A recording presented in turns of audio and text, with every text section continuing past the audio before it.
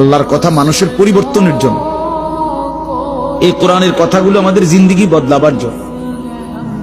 মসজিদে জুমার নামাজে প্রত্যেক জুমায় বয়ান হয়।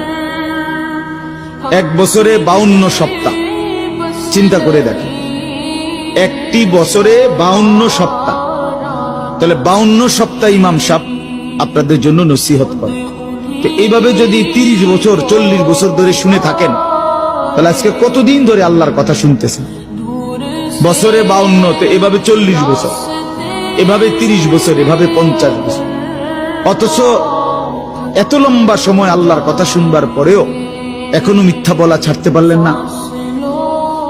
এত লম্বা সময় আল্লাহর কথা বলা শুনবার পরেও বিড়ি সিগারেট খাওয়ার অভ্যাসটা ছাড়তে পারলেন না। এত লম্বা সময় আল্লাহর কথা শুনবার পরেও চা দোকানের আড্ডা বন্ধ করতে পারলেন না।